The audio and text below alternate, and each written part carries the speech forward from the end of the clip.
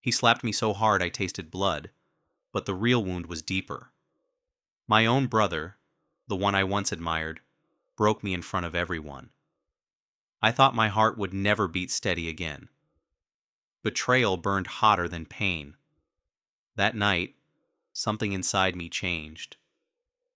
Before continue this video, please tell us in the comment from where you are watching this video. My name is Daniel, and I still remember that night like it happened yesterday. The sound of his palm against my face echoed louder than thunder. My father looked away, my mother froze, and nobody came to stop him. I stood there, burning with shame, fighting tears behind clenched teeth. Everyone pretended nothing serious had happened, but my soul knew different.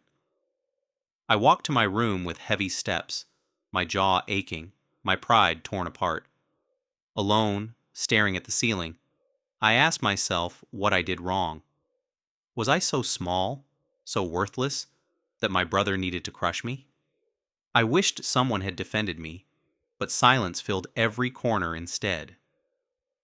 That was the night I realized love in family can cut deepest. I sat on my bed, fists shaking, heart broken, but spirit refusing to die. His face replayed in my mind, full of anger and twisted pride. I wanted to scream, but my voice locked inside my throat.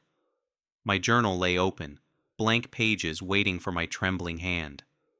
I poured words out like blood, each line bleeding my pain across paper. I swore to myself this humiliation would not define me forever. The house felt colder than ice, each wall pressing in against my chest. My tears fell silently, but each one hardened into something sharper than steel. If my brother wanted to break me, he had no idea what he created. That night, the seed of revenge was planted in darkness. I could hear laughter faintly from the living room, cruel and uncaring. Did no one notice me retreat broken, or did they simply not care? Every voice outside felt like knives stabbing through my already bruised pride. I buried my face in the pillow, choking back screams of rage. My fists dug into the mattress, promising strength I did not yet have. I swore I would rise, though my body shook with weakness and pain. He had the family's respect, but I would find respect another way. In that room, with swollen cheeks and shattered trust, my vow was born. I would not forgive, not yet, not after a wound this deep.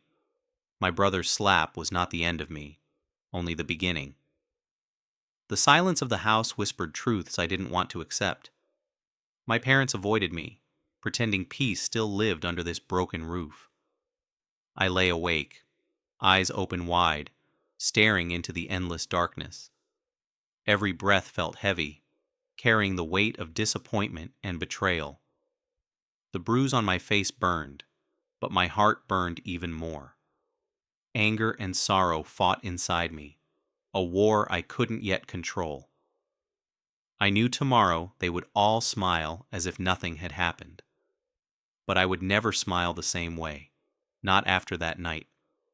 The pain he gave me would one day return, sharper and stronger. I promised myself he would learn that silence does not mean defeat. I grew up living in my brother's shadow, always smaller, always overlooked, always compared. Marcus was the eldest, the strongest, the one my parents adored without question. Every medal he won became their pride.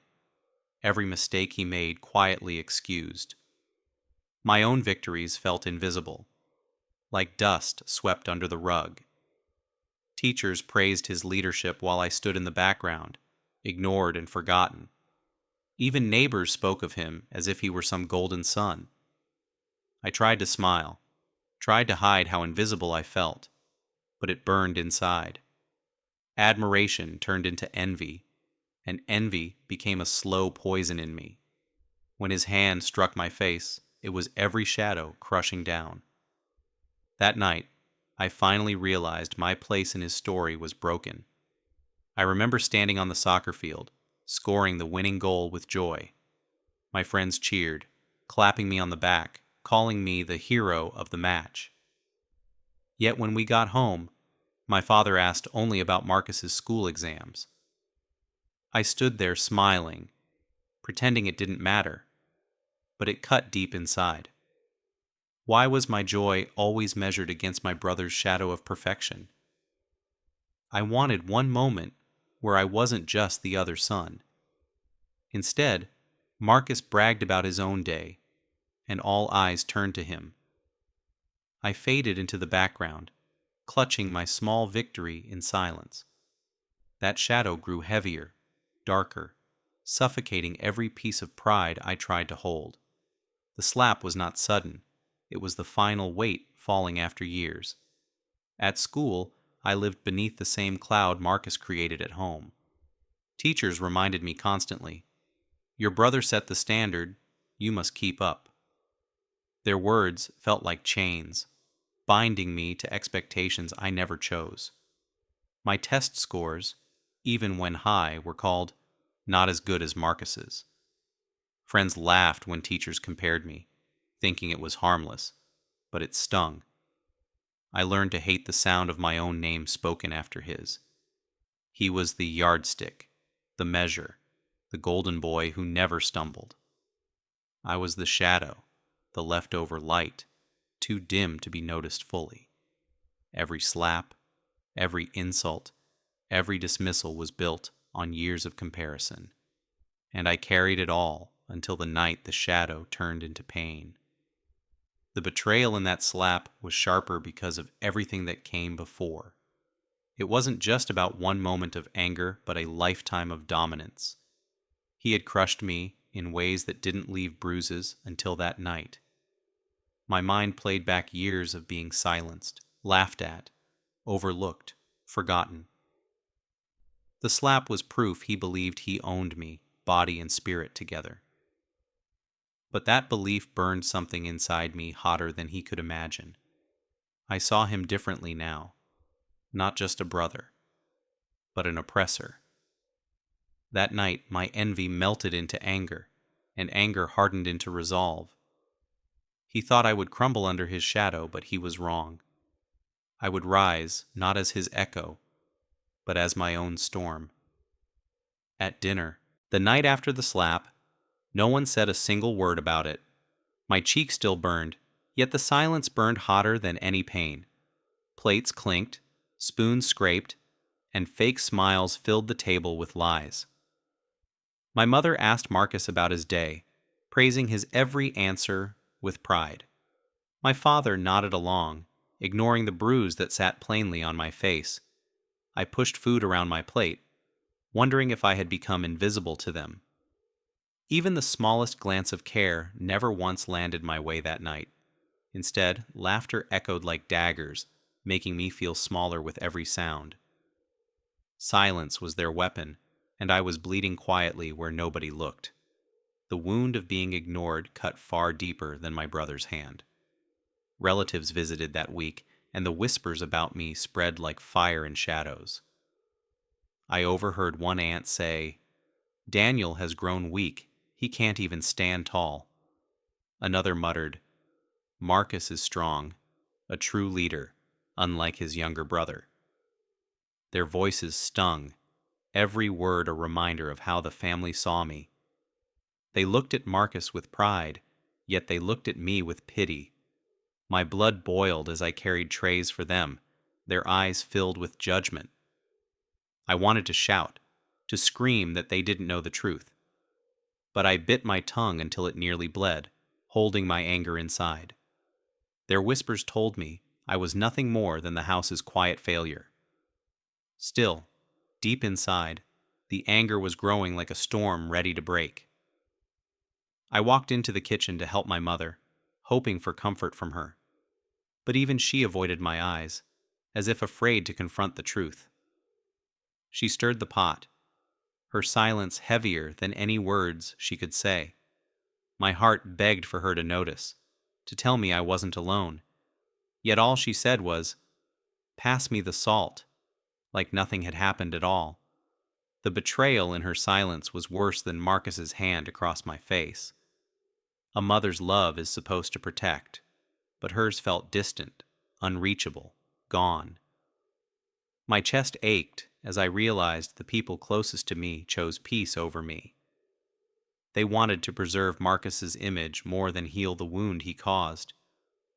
That night, my family's whispers turned into scars I knew wouldn't fade. I left the table early, retreating into my room where darkness felt like home. I pressed my ear against the door, listening to their laughter without me. My chest tightened, tears filling my eyes as the truth settled in fully. I was not just hurt. I was erased, unseen, unwanted in my own home. They celebrated Marcus, the strong one, while I carried bruises in silence. That silence screamed louder than any argument, echoing endlessly through my empty chest. I wanted to disappear, to vanish where nobody could call me weak again. But beneath that wish was a stronger fire, a growing hunger for justice. Their whispers fueled me, turned my pain into anger that refused to die. And deep inside, I swore their silence would one day be shattered. I stopped talking to almost everyone in the house after that week of silence. My voice felt useless, like a song no one wanted to hear anymore. I stayed in my room, curtains drawn, the air heavy and stale. The journal on my desk became my only witness, pages soaked with pain. Every line I wrote carved my anger into something sharper, something stronger. I felt myself disappearing from the boy I used to be, turning into someone harder. Nights stretched long and cold, shadows crawling up the walls like memories. Even sleep became a stranger, leaving me awake to replay every insult. My brother's face haunted me, not with fear, but with a slow burning rage. In that loneliness, something inside me began to change, small but unstoppable. I would sit at the edge of my bed, fists closed, nails digging into palms. My heart raced at random times, like it was trying to break free from my chest. Sometimes I whispered to myself, I will not stay broken, not forever. The walls held my secrets, listening to every plan I dared to form. Outside my door, life went on as if I had vanished completely. Marcus laughed, my parents spoke softly, the house alive but cold to me. I started imagining a different version of myself, one who didn't bow anymore. The picture grew clearer with every night spent alone, eyes open in darkness. Pain had become my teacher, and silence had become my training ground. I wasn't healing yet, but I was no longer weak either. Friends tried to call, but I let their phones ring out, unread and unanswered. I didn't want pity, didn't want someone telling me to just move on. They couldn't understand the humiliation of being broken inside your own home. I had to sit in it, taste it, feel it harden like steel in my bones. My journal filled with promises I wasn't ready to speak aloud yet. Sometimes I drew pictures of myself standing tall, taller than Marcus's shadow. The act of drawing gave me tiny pieces of hope when words failed. In the silence, a strange strength began to bloom like a seed in winter. My brother had knocked me down, but in doing so, he had planted defiance. And that defiance started to feel more alive than my pain. One night I opened my window, letting the cold air sting my face awake. The stars looked far but steady, nothing like the flickering faces inside the house. I breathed in deep, telling myself I would find a way out of this. I didn't know how yet, but I knew I wouldn't stay small. The bruises on my soul felt heavy, but also like armor being built slowly. Every whisper of wind felt like a voice saying, "You're still here." I wrote one last line before sleep finally took me that night. He won't win forever. The page trembled under my pen, but the words stayed firm. And as the house slept, I felt a flicker of something new. Resolve. It was small, but it was real, and it would grow. I started noticing things about Marcus that I had ignored before, tiny cracks in his mask. He walked around like a king, but sometimes his voice shook when bills arrived. I overheard him arguing with a man outside, whispers about money he owed. His shoes, once spotless, looked worn, the leather cracking like his pride. He borrowed from friends often, smiling wide, but paying nothing back later. People praised him in public, but I caught sighs and eye rolls in private. My anger sharpened as I realized his image was nothing but a lie. The same brother who slapped me into silence was weaker than he looked. He wasn't perfect, he wasn't invincible, and I had finally seen the truth. That truth became fuel, hotter than the fire that already burned inside me. One afternoon, our neighbor Mr. Carter stopped me in the street with a heavy sigh. He said, "Your brother owes me money again, Daniel.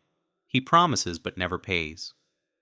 My stomach twisted hearing it, but also a dark smile crept onto my lips. For years Marcus had been the golden sun, untouchable and admired by all. Now his shine was dimming, and the whispers I overheard confirmed it daily. Rumors spread of him lying to friends, leaving others to cover his mess. The strong, proud Marcus was cracking, his empire nothing more than sand. I carried those rumors like weapons, storing each one deep inside my chest. The more I heard, the less afraid I felt of him anymore. Every story about his weakness gave me strength he never meant me to have. Late at night, I pressed my ear to the wall when Marcus argued in secret.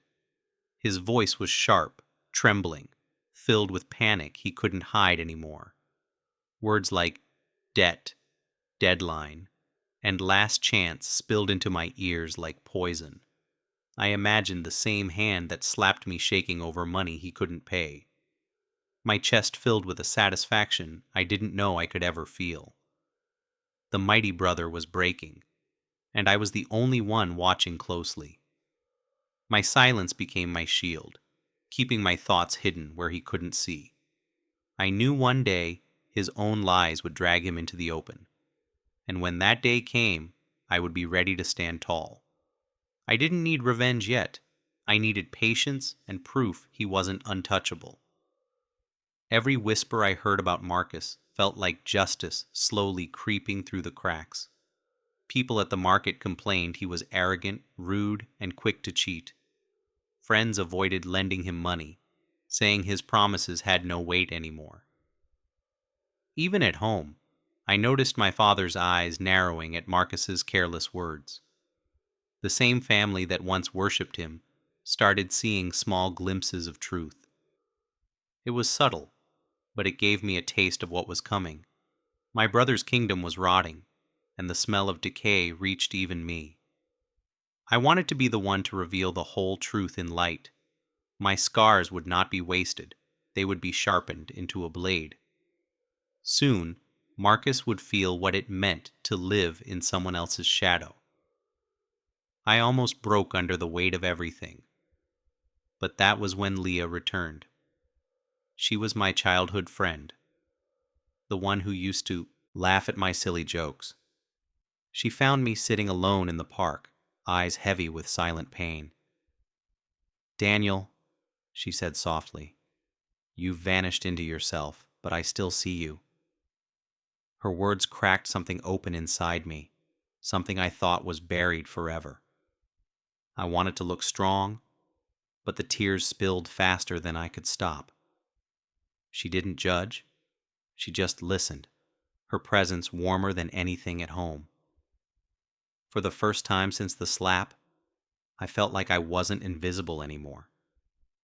Leah reminded me of the boy I had been before Marcus's shadow grew. And with her, the thought of rising no longer felt impossible. We walked through the empty park, and I told her everything I'd been hiding. My brother's slap, the silence at home, the whispers that cut like knives. Leah clenched her fists, anger in her eyes sharper than my own. "He doesn't get to decide who you are, Daniel," she said fiercely. Her voice gave me strength, a strength I thought had been stolen forever. For hours we sat, planning nothing but talking about everything I'd buried. I realized that revenge wasn't just about Marcus. It was about reclaiming me. I had lost myself in silence, but Leah helped me hear my voice again. Every word she spoke was like fuel, pouring courage back into my chest. That night, I walked home with fire burning instead of fear choking me. I started small the next morning, waking early before Marcus even stirred in his bed. My feet hit the pavement hard, every step pounding against years of humiliation. I ran until my lungs screamed, but I didn't stop. I couldn't. Sweat poured down my face, but it tasted sweeter than any tear. For the first time, I wasn't running away from something, but towards strength. The pain in my legs reminded me that I was alive, unbroken, still fighting. I began training every day, slowly shaping myself into someone I could believe in. Leah cheered me on, reminding me of how far I was climbing from shadows. Each drop of sweat became a promise that I would not be crushed again. This was my turning point, the day I chose to rebuild my life. At night, I returned to my journal, but the words had changed completely. No longer filled with sorrow, my pages now carried fire and determination.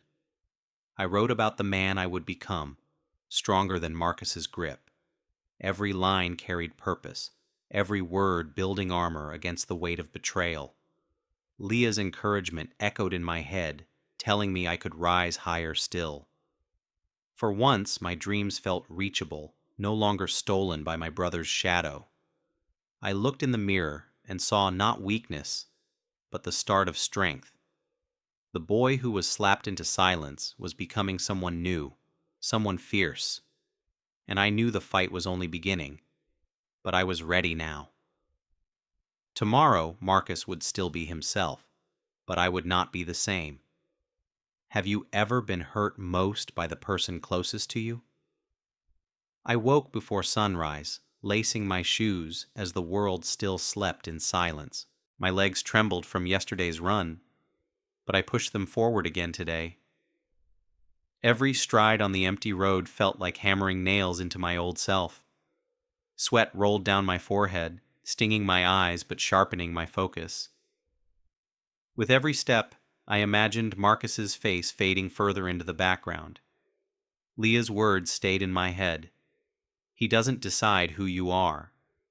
I repeated them like a prayer, breathing strength into lungs once filled with despair.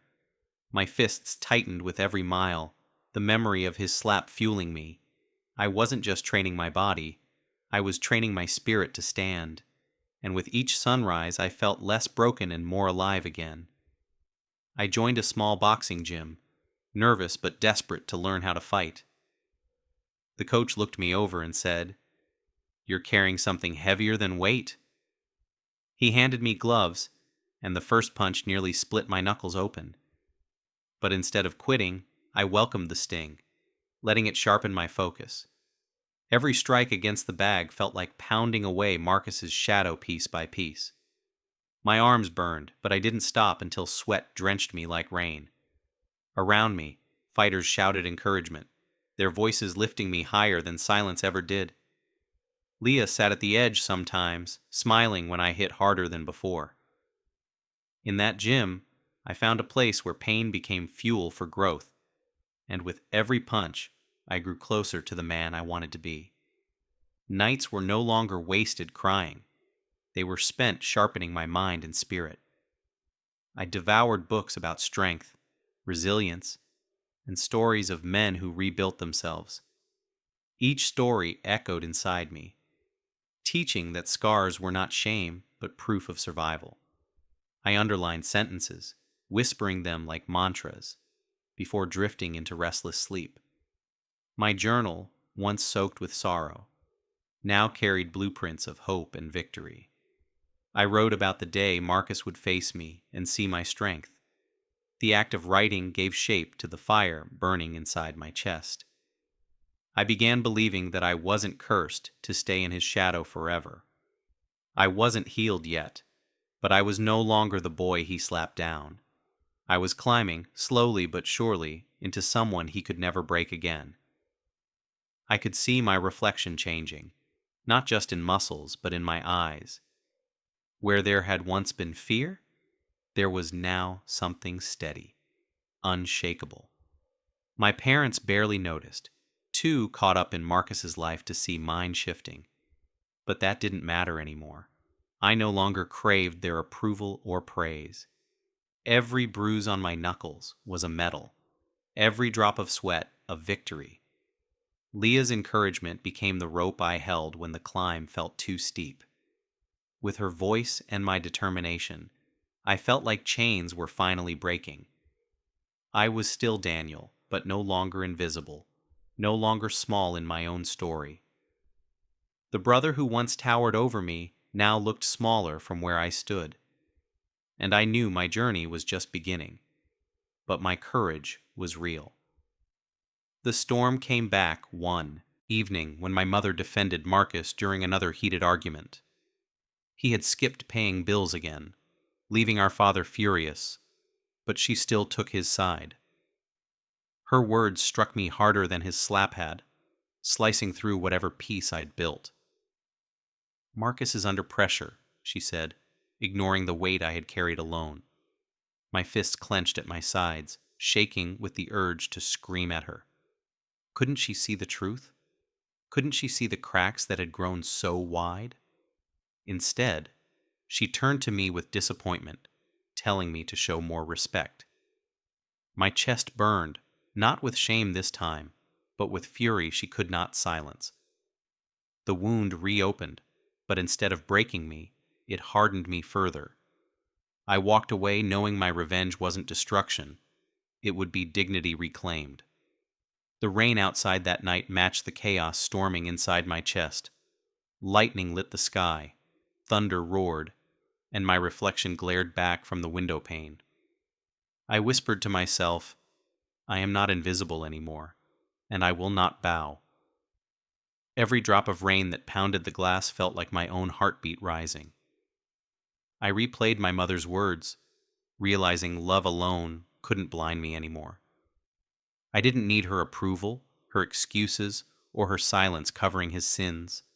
My worth wasn't measured in her eyes or anyone else's, except mine. The old wound she ripped open became proof of my strength, not weakness. I wouldn't bury the scars anymore. I would carry them like a crown. The storm outside faded, but the storm inside me only grew stronger. Marcus walked past me the next morning, smirking like nothing had happened at all.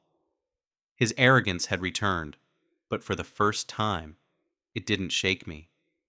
I watched him closely, studying every flaw, every tremor he tried to hide. His debts were piling, his lies were spreading, and his mask was slipping fast. He still looked down on me, but I no longer lived under that stare. Leah's words echoed, telling me to focus not on revenge, but on respect. And in that moment, I understood what standing tall really meant for me. I didn't want to destroy Marcus. I wanted to rise above his reach. The boy he slapped had died, and in his place stood a fighter. And one day, he would face the truth I was becoming unafraid to show. I looked at my family across the table that evening, feeling strangely calm inside. Their voices were the same, their favoritism clear, but something was different now. They couldn't see it, but the power had shifted quietly in that room. I was no longer broken, no longer begging for a place at their table. My silence wasn't weakness anymore.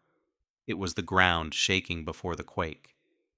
Every scar, every insult, every night alone had built this unshakable fire. I didn't need them to recognize it, because I recognized it myself first. My brother's shadow no longer consumed me. It was shrinking under my rising light. For the first time, I smiled, not with bitterness, but with unshaken resolve. And I knew sooner or later Marcus would feel the weight of it. I finally stepped out of that house and into a life of my own. My first job wasn't glamorous. It was stacking shelves in a small store downtown. But when I held that first paycheck in my hand, my heart soared. It wasn't much, but it was mine, earned without Marcus's shadow crushing me. Every coin, every dollar felt like proof that I could stand on my own. I rented a tiny apartment with peeling paint and a leaky sink in the corner. Yet when I turned the key and walked in, it felt like a palace. No whispers, no judgment, no one calling me weak when I closed the door. I sat on the floor, paycheck in my pocket, smiling at the freedom I'd claimed. That night, I knew independence was the sharpest weapon I could carry. Each morning, I woke with purpose, no longer drowning in silence, but rising with fire. My work was simple, yet every task gave me a pride I never felt before. Customers smiled at me, strangers who respected me more than my family ever did. My coworkers joked with me, not comparing me, not weighing me against Marcus. The smallest things, a thank you, a handshake, a nod, mended pieces of my spirit. I didn't need grand recognition. I needed to feel like I mattered somewhere. And in that small store, among boxes and shelves, I started mattering again. My evenings were quiet, but filled with peace instead of bitter tears. My paycheck bought food, books, and small comforts Marcus could never take from me. And with each week, I grew taller in ways no one could measure. Leah visited often, bringing laughter that filled my tiny apartment with warmth and life. She praised my steps forward, reminding me how far I had climbed from shadows. Together we cooked cheap meals, laughing when the pasta stuck or sauce spilled over. She told me, "Daniel, this place may be small, but it feels free." Her words carved deep into me, giving meaning to every sacrifice I made. I didn't need to match Marcus's false grandeur. I was building something real. Every wall of that apartment whispered independence. Every corner carried my stubborn hope. I realized revenge wasn't only about tearing him down. It was about rising myself. And with Leah by my side, my climb felt less lonely, less impossible each day. My home wasn't perfect, but it was mine, and that made it priceless. One night, I lay in bed, staring at the ceiling with a steady heart.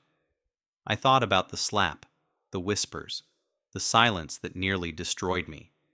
And I smiled, not because the pain was gone, but because it made me stronger. Marcus still lived in his lies, his debts, his crumbling mask of perfection. I lived in my truth now, small but unshakable, steady as stone. My path wasn't about proving anything to him anymore. It was about me. Every choice, every paycheck, every moment of freedom was my quiet revenge. My scars hadn't faded, but they no longer chained me. They crowned me instead. The brother who once erased me had no power in this new chapter, and I knew soon I would face him again, not as prey, but as equal. The night of the family gathering, my heart pounded louder than the chatter around me. Relatives filled the hall with laughter, praising Marcus as if nothing had changed at all. I sat quietly at first, watching him grin, pretending to be the perfect son.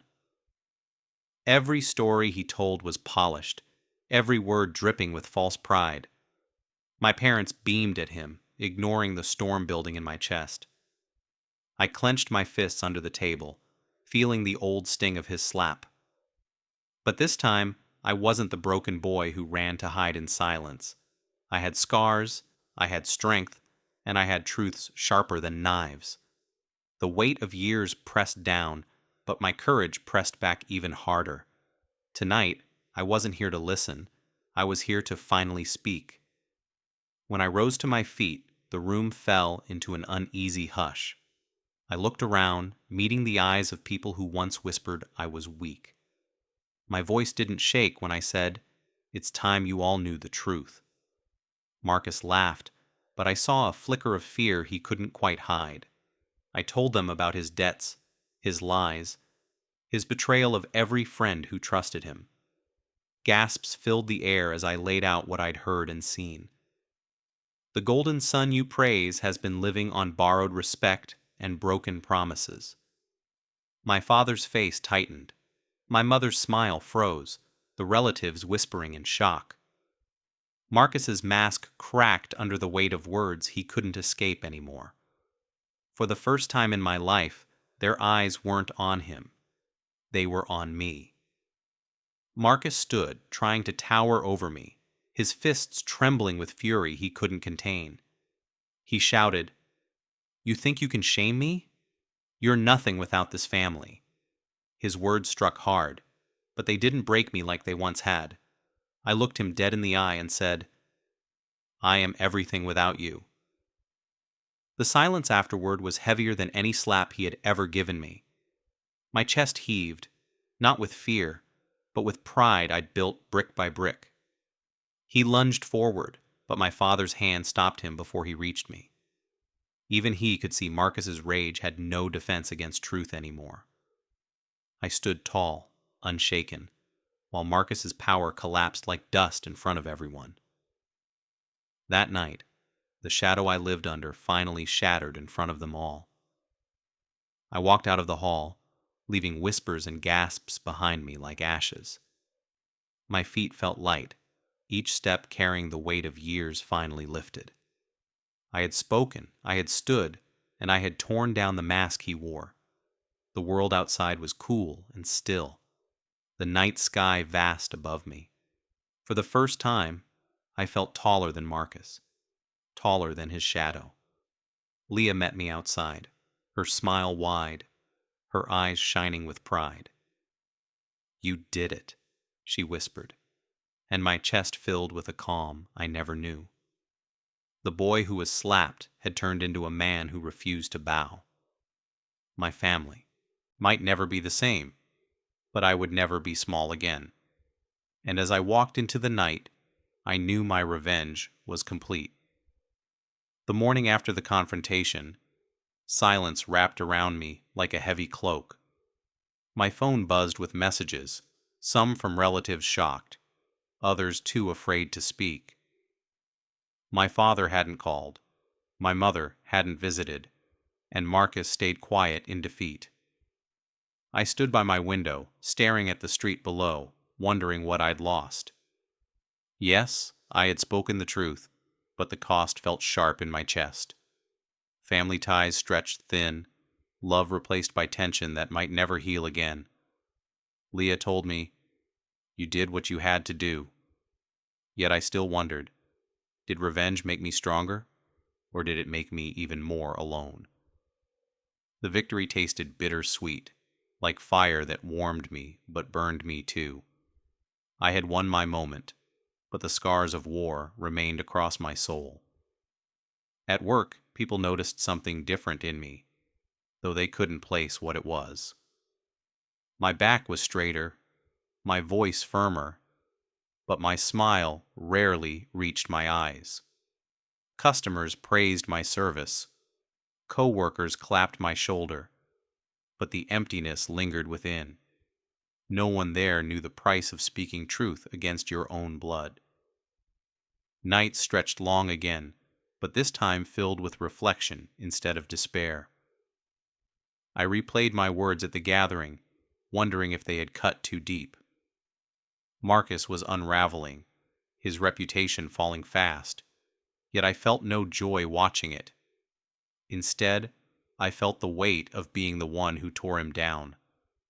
Revenge had brought me strength, but it also left me standing in ruins. And I realized healing was far more complicated than simply exposing the truth. Leah sat with me one evening, her hands warm against my trembling ones. She said softly, "Strength isn't about winning, Daniel. It's about surviving with your soul intact." Her words pierced through the fog of my thoughts, leaving me silent but awake. I had fought so long to prove I wasn't weak, I forgot to breathe. Revenge had been my weapon, but it was also my cage in disguise. Leah reminded me that scars don't disappear, but they don't have to define us. I looked at her and saw not pity, but the reflection of my resilience. She was right. My battle wasn't just against Marcus, it was against myself too. If I stayed chained to anger, then Marcus would still control me forever. That night, I promised myself I'd seek freedom, not only victory, in my life. I walked the streets alone one night, thinking of everything I had lost and gained. The city lights blurred as tears filled my eyes, but they didn't shame me. I thought about my family, broken and divided, unsure if we'd ever mend again. I thought about the boy I once was, hiding in silence, begging for love. That boy was gone, replaced by someone scarred, someone stronger, but also someone weary. The cost of revenge was not blood, but distance, and it weighed heavily on me. Yet even in the sorrow, I felt something, steady, a strength that wouldn't fade. Revenge had been my fire, but healing would be my sunrise, slow and real. I whispered into the night, I will carry the scars, but I will stand tall. And in that moment, I began preparing for the peace I still longed for. The sun rose gently through my window, painting the room in shades of gold. I stood there barefoot, staring at the light, feeling something new inside me. For the first time in years, my chest wasn't weighed down with anger. The scars remained, but they felt like metals rather than chains holding me back. Marcus still lived in his lies, but I no longer carried his shadow. I had my own apartment, my own work, my own path forward now. Leah's laughter filled my evenings, reminding me that joy could grow from pain. My parents still wavered between silence and doubt, but I no longer needed their praise. I wasn't perfect, I wasn't healed fully, but I was standing taller than before. And in that quiet morning, I finally felt free from the storm. I walked to the park, the same place where Leah had found me broken. The air was crisp, carrying the scent of earth and the sound of birds. Children ran across the grass, their laughter cutting through my old memories of despair. I sat on the bench, closing my eyes, breathing in a future I had earned. The boy who once hid here was gone. In his place sat a man. My fists were no longer clenched with rage, but open to hold possibility. I realized revenge had lit the path, but forgiveness of myself kept me walking. Not forgiveness for Marcus, not yet, maybe not ever, but for my own heart. I had carried hatred too long, and letting it go felt like release. The pain had built me, but my strength would define me now. I began writing again, but this time the words were not soaked with anger. Instead, I wrote about hope, about lessons carved deep into my journey. I wrote that scars tell stories of survival, not just reminders of what broke us. Each page filled with light, carrying my promise never to shrink again. My journal became not a prison, but a map guiding me toward peace. Leah read my words, her smile proof that I was moving forward.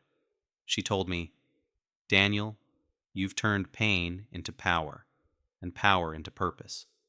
For once, I believed her fully, without doubt, without the shadow of my brother. My voice, once silenced, now carried across pages with steady truth. And this time, it was my truth, not one stolen or crushed by anyone. I walked into my small apartment that night, switching on the dim yellow light. The walls still cracked, the sink still leaked, but it all felt alive.